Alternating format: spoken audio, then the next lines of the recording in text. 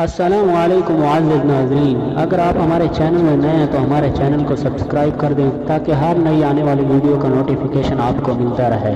اللہ تعالیٰ نے فرمایا رسول صلی اللہ علیہ وسلم تم کو جو کچھ دیں وہ لے لو اور جس سے منع فرمائے اس سے رک جاؤ۔ اللہ تعالیٰ نے فرمایا آپ صلی اللہ علیہ وسلم اپنی خواہش سے نہیں بولتے، وہ تو وہی ہے جو ان کی طرف اتار دی جاتی ہے۔ اللہ تعالیٰ نے فرمایا آپ صلی اللہ علیہ وسلم فرما دیں اگر تم اللہ تعالیٰ سے محبت کرتے ہو تو میری اتباع کرو، اللہ تعالیٰ تم سے محبت کریں گے اور تمہارے گناہوں کو بخش دیں گے۔ اللہ تعالیٰ نے فرمایا البتہ تحقیق تمہارے لیے رسول صلی اللہ علیہ وسلم کی ذات گرامی میں عمدہ نمونہ ہے اس شخص کے لیے جو اللہ تعالیٰ اور آخرت کے دل پر یقین رکھتا ہو۔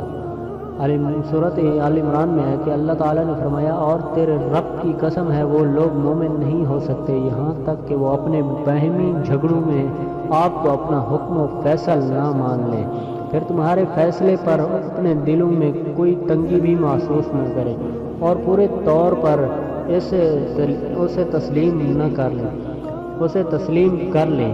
اللہ تعالیٰ نے فرمایا اگر کسی چیز کے متعلق تمہارا باہمی جھگڑا ہو جائے تو تم اسے اللہ اور اس کے رسول کی طرف لوٹا دو۔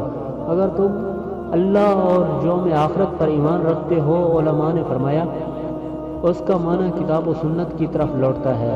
اللہ تعالیٰ نے فرمایا جس نے اللہ اور اس کے رسول کی اطاعت کی یقیناً اس نے اللہ کی اطاعت کی۔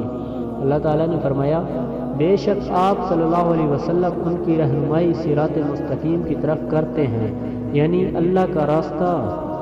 اللہ تعالیٰ نے فرمایا چاہے کہ ڈریں وہ لوگ جو اللہ تعالیٰ کے حکم کی مخالفت کرتے ہیں کہ ان کو کوئی آزمائش آئے یا ان کو کوئی دردناک عذاب پہنچے۔ اللہ تعالیٰ کا فرمان ہے اور تم یاد کرو جو اللہ تعالیٰ کی آیات اور حکمت کی باتیں تمہارے گھروں میں پڑھی جاتی ہیں۔